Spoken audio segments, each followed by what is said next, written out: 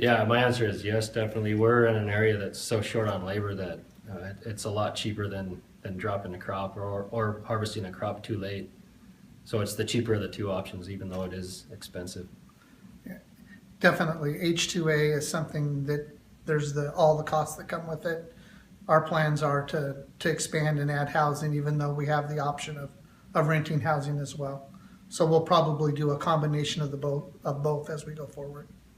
So our contract, you can write within certain parameters your own contracts. They are guaranteed 75% of their contract that you have to guarantee them. But our contract states Monday through Friday, 8-hour day, and then Saturday a 5-hour day, so 45-hour a week. And then Sunday they don't have to work, but a lot of times we do harvest on Sundays, and a lot of them choose to work on Sunday as well. Yeah, we actually structured our contract a little differently. We structured our 7-hour work days during the week and then 6 hours on Saturday. And again, we try to give them Sunday off, but there are times during harvest when we do pick on Sundays.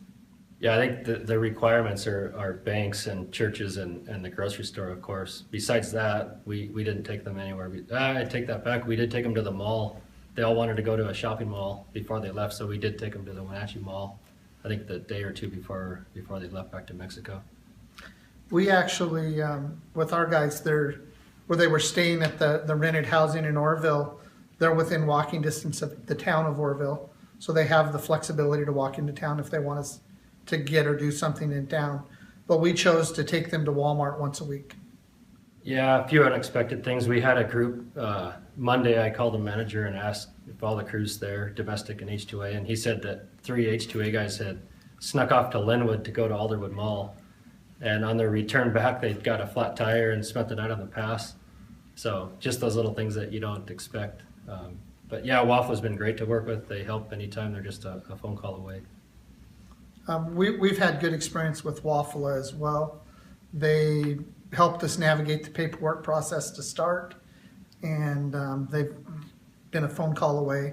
They actually came up to Tonasket and did some training as well with our foreman and people on the farm before the H2A workers came, which was all very, very helpful in kind of setting expectations about the differences between an H2A workforce and a traditional workforce.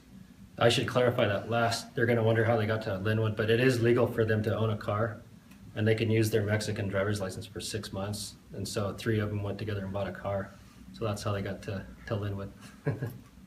We have a 3 strikes policy, so everything needs to be documented, but one thing that you can't dock them for or punish them for is lack of productivity or minimum wage.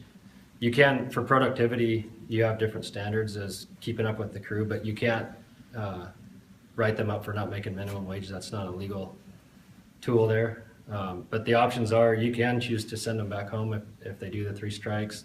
For us, we decided with all the money that we'd invested that we were going to see them through the season and then just not invite them back next year. Again, the HR policies are critical for getting the H2A program off the ground. We chose to kind of rewrite our HR manual when we started H2A. We use a 3-strike policy as well. And then we talk about the standards and the process of how they'll be warned. And again, it's all followed with paper documentation so that we have a paper trail so that we can take action as necessary when there are problems.